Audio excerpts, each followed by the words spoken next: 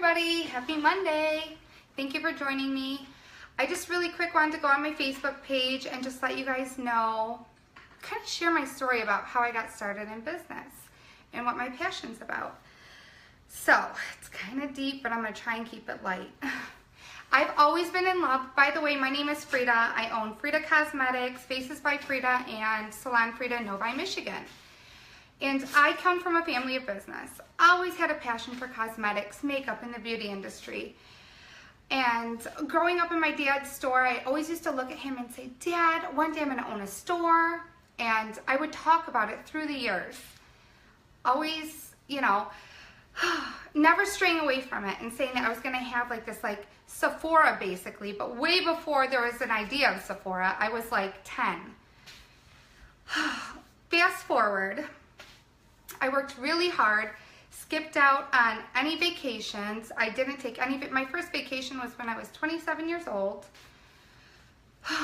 So when everyone was going on spring break in high school, I skipped out. And it wasn't about the money I was going to be spending. It was about the money I wasn't going to be making. So it's like I hustled and hustled because I stayed focused on what I really wanted. Here we go. So fast forward. I'm 23, 24, and I have $12,000 and a credit card. I am ready to open my store, and here I am, like this little girl living with my parents still, thought everything was great, easy, and I was just going to open my store, right? And that's all I had to do. So,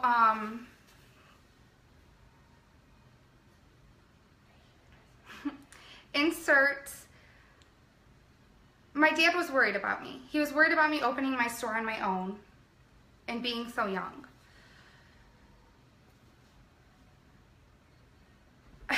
I was ready to open the store, and I'll never forget the night that he opened the door and he cracked it open. I was laying in my bed and he said, Freda, I'm going to take out a loan for you. And I said, no, Dad, I want to do this by myself. He said, no, hear me out. I'm going to take out a loan and co-sign for you, but it's going to be in your name. And I said, no, Dad, I want to do this by myself. But if I needed anything or if I fall, you'll be the first person I come to. Next day, he passed away, suddenly in the house. No signs, no warning. My mom was really sick. She's been sick my whole life, and she only got sicker. So all of a sudden, here I am, 24, 25. I'm about to open a store. I have no idea. I have no idea what the hell I'm doing. I'm scared. At this point, I'm thinking I need to back up. I need to figure out how to make money, because at this point, we have no money. So I'm scared to death.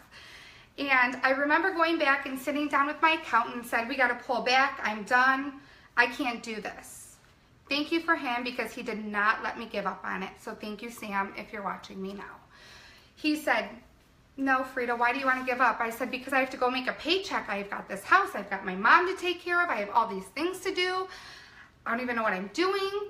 I'll do it, try and do it later, but I can't right now. I have to make money to take care of my mom.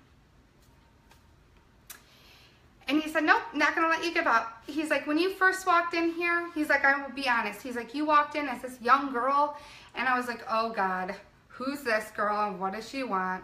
And then he's like, you sat down, you opened your mouth, and he's like, I've never met someone so determined before. He's like, so I'm not going to let you give up. Thank you, Sam, because he helped push me forward, as well as my brother. Those two never gave up on me. By the way, people always said I wasn't going to do it, and I was stupid. I didn't care. I ignored the noise. Always ignore the noise.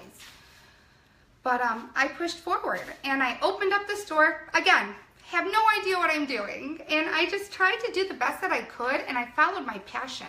My passion was helping people and going in and creating this atmosphere where women felt comfortable, where they could come in and learn how to do their makeup or get help with their skin or their brows or whatever it was. And that made me feel so fulfilled in the evening. Then I opened up, I launched FREDA Cosmetics in 2006. So I took every little bit of money, put it right back into my business, and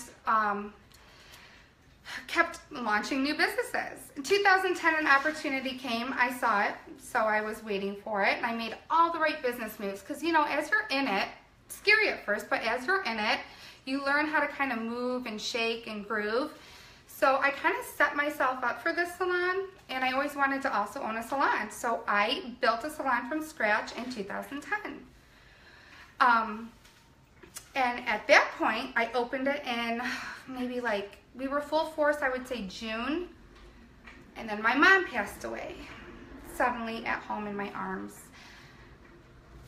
December 12th of 2010. So I stayed focused. This is also probably the moral of the story is stay focused. If you want to do something, you can do it. I don't give a shit what anyone says out there. You guys, if I can go through what I have been through and still pull out and be successful and follow what I wanted and achieve it, then you can do it too. One little piece that I'm keeping out, and I can't believe I'm about to say it now, so I'm going to say it to you. During all of that, especially when I first opened Faces by Freda and my dad passed away and my mom got really sick, I also got really sick. So big part of that was I was trying to actually stay alive, literally. I was trying to survive, not financially, but like literally.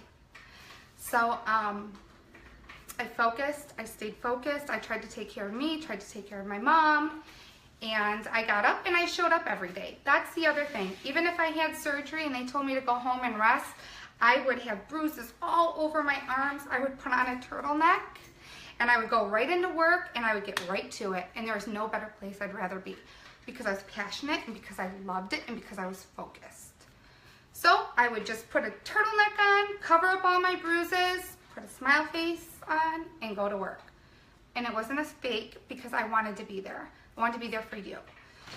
I know a lot of my clients are watching, some of my lifetime clients, so hopefully this fills you in a little bit.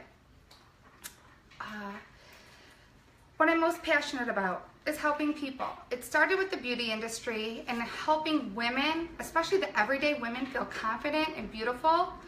But what it's kind of transpired into was business. Like, I love business. I've been through a lot in my very young age, and I've been able to build businesses and go through different things that you go through and in life in general. And combined, I have been able to help people achieve what they want in life. And it's not just behind, like, or it's not just, you know, in the beauty industry. It's behind the chair. If you want to become a hair designer, if you want to own a restaurant, I've been able to, like, oversee, you know, contracts and negotiate leases, and that I love. There's probably nothing that's more passionate to me right now than giving people the tools, the knowledge, and the ideas, and watching them utilize that and actually like utilize it and watch them do something with themselves. But again, it's only with those people that really want it, because I can't want it more than you. But anyways, that's my story. I'm a little nervous right now because I really never open up about my personal life, and I'm doing it right here with you. So